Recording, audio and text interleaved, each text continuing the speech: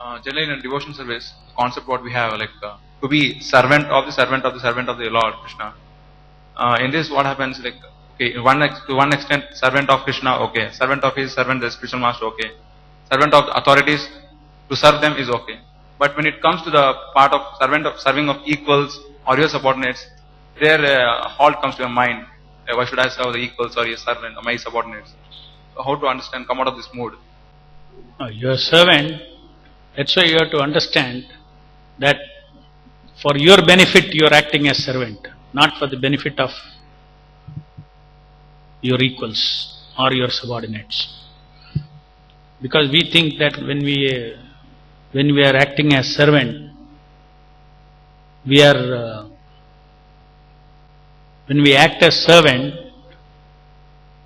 in the beginning, it is to rectify our mood of lauding. So therefore, with everybody, one takes up a servitude mood. And then the next level is, in reality, you subordinate to those who are more advanced, etc., in reality. And ultimately, when you become pure devotee, when all your ignorance is removed, again you come back to a very high self-realized stage of being the servant of everyone. So that is a very high state. Then the middle state is where you see those who are advanced, those who are equal, those who are subordinate, those who are that you see. And then accordingly you serve those who are advanced. The principle of Vaishnava association is there, what you should do. That is our stage. That is our stage in devotion service. Then at a very high stage, we take up that is a person who is whose consciousness is so evolved that he thinks he is the most fallen. Even philosophically we cannot conceive that, but theoretically. But it is actually a realized state of consciousness, where everything is seen as Krishna. Therefore for him, serving the fallen is also serving Krishna, because he doesn't see anywhere other than Krishna, nothing other than Krishna. So that is another very high level. Now, even when we are serving the equal, we are serving those who are advanced, etc., we are looking at equals in one way, those who are beginning devotion service, we look at them in one way. Potentially in our mind, the bhava, the bhavana, the feeling should be that, suppose you are giving service to somebody, then you may say, how can I say I am servant? I am giving him service, he is doing service. I am telling him do that and he is doing it. So how can I say I am servant, I am his master? No.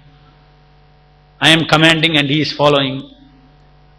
The devotee should start thinking that commanding, directing is your service. So you are serving that devotee in that position. You are serving the devotee in the position of giving direction, giving command. That should be the mood. And that mood, if it is there, then you will see that the devotee who is receiving that instruction automatically feels like he is serving a Vaishnava, not a material authority. But that consciousness is very important for anybody who is directing another Vaishnava to do some service on behalf of Guru and Krishna. Otherwise, he is also enjoying his bhava, Ishvara bhava. I am the temple president, I am the temple commander, you do what I say, like that. Of course, sometimes devotees go so much into Maya, we have to show them material nature itself. We will say, I am your authority, you listen, do what I say. The guy is so much in Maya.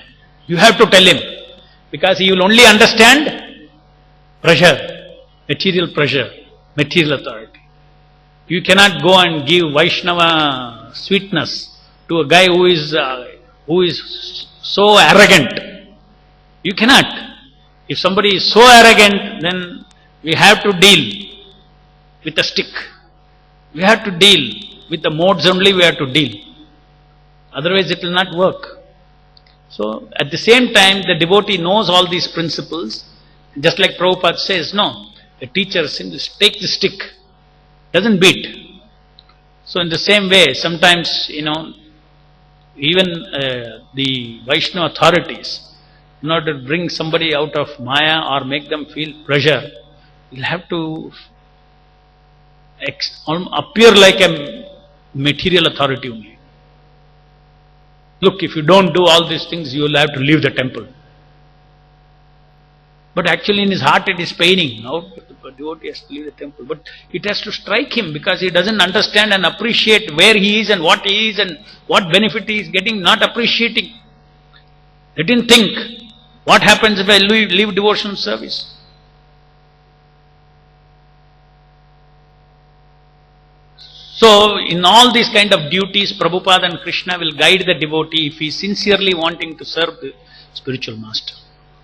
So, in all positions, we can become immune to the false ego, we can immune to the Ishvara Bhava by taking the mood of being a servant.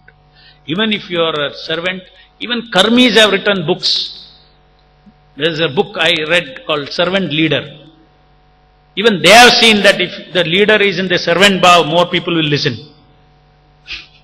He may be a leader, he has to give service, but he is in the mood of a servant, then people will listen. They discovered that principle and they are writing Servant Leader book. So what to speak of in Krishna consciousness? That is a mood we should also have.